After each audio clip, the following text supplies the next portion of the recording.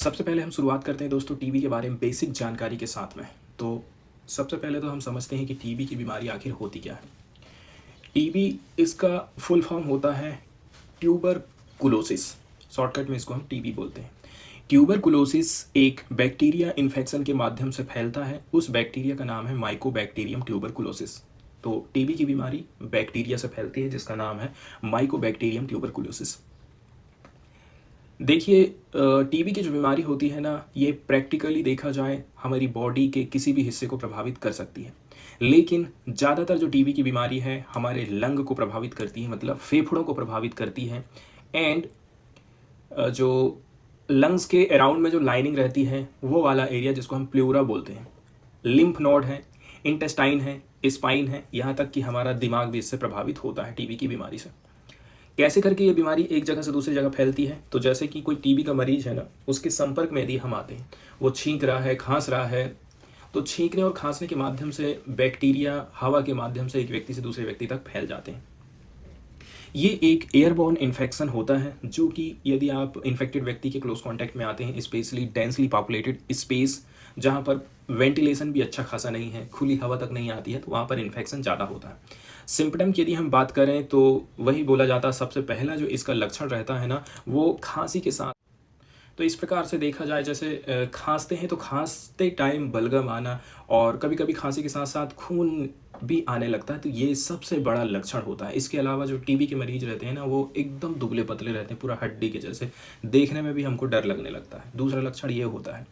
तो बुखार आना है, रात में पसीना आना, वजन कम होना, कमजोरी, ये सारे, इसके अलावा सीने में दर्द होना प्रमुख इस बीमारी के लक्षण हैं। अब हम अपने एडिटोरियल की तरफ चलते हैं और देख लेते हैं आर्टिकल में क्या क्या लिखा हुआ है। देखिए, आज के समय में टीबी की बीमारी का इलाज किया जा सकता है। बहुत सारे game changing new treatments available हो गए हैं। इंडिया को रिकास्ट करना पड़ेगा अपनी टीबी एलिमिनेशन प्रोग्राम को। इसका मतलब ये है, ऑलरेडी जो हमारे पास में प्रोग्राम चल रहे हैं टीबी को ख़त्म करने के लिए, उनमें हमें रिकास्टिंग या फिर उनमें कुछ सुधार करने की हमको ज़रूरत है। देश दुनिया में देखा जाए, टीबी के बहुत सारे मरीज, या कह सकते हैं टीबी के ज़्यादातर मरीज जो है भारत में हमको देखने को मिल रहे हैं। जैसे इंडिया अकेले में 27% हैं, चाइना में 9% है, इंडोनेशिया में 8, फिलीपींस में 6, पाकिस्तान में 6, नाइजीरिया में 4, बांग्लादेश में 4 और 3 हैं साउथ अफ्रीका में। हम इन सब कंट्रीज से कहीं आगे हैं। बाकी की जो बची हुई कंट्री हैं वहाँ पर 33% और भारत में अकेले 27% हमको केस देखने को मिलते हैं। इसको कहते हैं कि एक क्वार्टर से भी ज़्यादा, ठीक है, एक क्वार्टर से भी ज़्यादा, मतलब एक चौथाई से भी ज़्यादा मरीज हमारे देश में अवेलेबल हैं टीबी के। मतलब भारत की कंडीशन बहुत ज़्यादा ख़राब है। अब हम बात करते हैं भारत में क्या राजनीतिक इच्छा शक्ति है टीबी को ख़त्म करने के लिए। तो ये बात सही है, शुरू से ही टीबी को ख़त्म करने के लिए बहुत सारे प्रोग्राम चलाए गए हैं।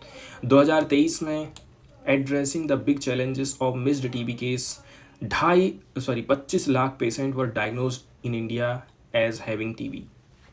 इसीलिए कहते हैं कि पॉलिटिकल विल की बहुत ज़्यादा ज़रूरी है, क्योंकि 2023 में 25.1 लाख पेशेंट ऐसे थे जिनमें टीबी की बीमारी के लक्षण हमको दिखाई दिए थे। प्रधानमंत्री नरेंद्र मोदी का कहना है, कैसे करके हम टीबी की बीमारी को एलिमिनेट कर सकते हैं।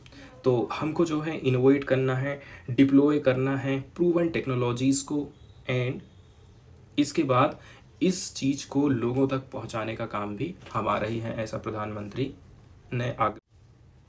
टीबी की बीमारी में इलाज में सबसे ज़्यादा दिक्कत जाती है ड्रग रेजिस्टेंस पैदा होने पर। ड्रग रेजिस्टेंस टीबी हम किसको बोलते हैं?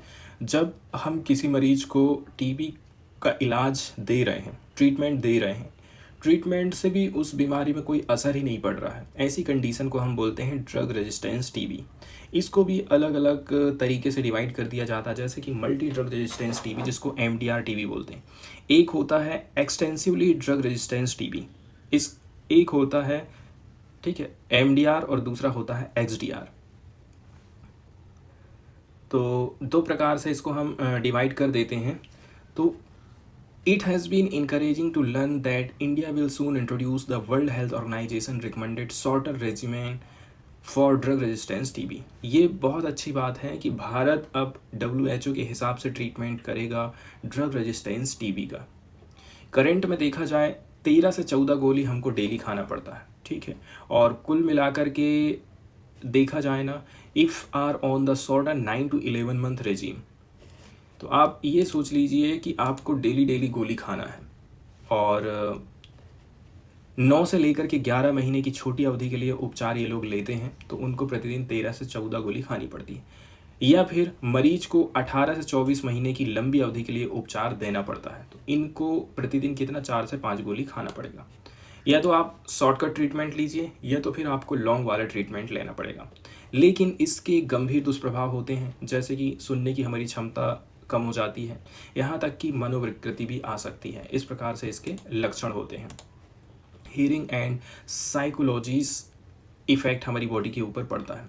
इसके अलावा रिक्वायरमेंट रहती है आपको रेगुलर टीबी क्लिनिक जाना पड़ेगा। लगभग 2 साल आपका ऐसे ही निकल जाता है, 2 साल आपके ऐसे ही चले गए हैं तो आपकी रोजी रोटी प्रभावित होती है। Driving many families into poverty, और इससे जो लोग हैं गरीबी के दलदल में और भी ज़्यादा फंसते जाते हैं, ये रहता है। तो 1 day of typical BPL regiment 6 month, and यदि आप 1 डे के हिसाब से बहुत सारी गोली खा रहे हैं ना, तो जो XDR टीबी ट्रीटमेंट है 18+ मंथ्स एंड 14,000+ पिल्स, 2 टाइप से इसका इलाज किया जा रहा है। तो यहाँ पर हम WHO की तरफ से इलाज करने वाले हैं, जैसे कि लेफ़्ट हैंड में कम गोली हमको खाना है, कम महीने तक भी खाना है, लेकिन इंडिया में इतनी सारी गोली खाना रहता है और काफ़ी लंबे समय तक ये ट्रीटमेंट चलते रहता है। इसके अलावा WHO कहता है कि इलाज इसका शॉर्ट होना चाहिए, सेफ़ होना चाहिए, ज़्यादा इफेक्टिव होना चाहिए। इसको शॉर्टकट में BPALM बोला जाता है। जितने भी ड्रग रेजिस्टेंट टीबी के पेशेंट हैं उनके लिए यही मेथड अपनाई जाने चाहिए। यहाँ पर काफ़ी सारा डेटा अवेलेबल है जो कि बताता है ये जो मेथड है काफ़ी इफ़ेक्टिव है एंड बेटर इसका कॉम्प्लायंस किया जा सकता है। एंड ओनली 3 से लेकर के 4 टैबलेट आपको प्रतिदिन खाना पड़ेगा। पेशेंट कंप्लीट कर सकते हैं उनकी ट्रीटमेंट को 6 महीना के अंदर में, और इसमें मिनिमम साइड इफ़ेक्ट रहता है। लेकिन इंडिया में अभी इतनी सारी गोली खाना पड़ता है और लंबा इसका इलाज चलता है। वहीं यदि हम बात करें सक्सेस रेट की बात करें, तो सक्सेस रेट भी जो है 89% है, काफ़ी हायर माना जाता है यदि हम कंपेयर करते हैं 68% की, जो कि हमारे देश में चल रहा है। वहीं एफिकेसी के हिसाब से यदि हम देखें तो close to 80 countries around the world have already procured BPALM। 80 से ज़्यादा कंट्रीज़ ऐसी हैं जिन्होंने इस दवाई को ख़रीदा है। इसके नियम कानून के हिसाब से वो पेशेंट का इलाज कर रहे हैं। एंड जो 20 of the highest burden countries है ऑलरेडी इसको रोल आउट कर रहे हैं, तो भारत को भी इन सब चीज़ों को रोल आउट करना चाहिए। इसके बाद फ़ायदे की यदि हम बात करें तो क्या क्या इसका फ़ायदा हो सकता है। पहली बात यह है टाइम की सेविंग होती है, ठीक है, ज़्यादा साइड इफ़ेक्ट नहीं होता है। 40 से लेकर के 90% जो कॉस्ट है वो कम हो जाती है। आप सोच सकते हैं, मतलब आपका पहले 100 रुपये लग रहा था तो 100 की जगह आपका 90 रुपये लगेगा, 10 रुपये ही लगेगा, या फिर 50 रुपये लगेगा। इतना तक कॉस्ट कम हो जाती है। एंड एनुअल जो सेविंग होने वाली, इससे सालाना जो बचत होगी रोगियों की वो है $740 मिलियन, मतलब अप्रॉक्सीमेटली 6,180 करोड़ रुपया। ग्लोबली हेल्थ सिस्टम में इतने रुपए की बचत हो सकती है यदि इसको अपनाया जाता है तो। अब आगे हम चर्चा करते हैं कि कैसे करके हम बेस्ट ट्रीटमेंट दे सकते हैं टीबी के मरीजों को।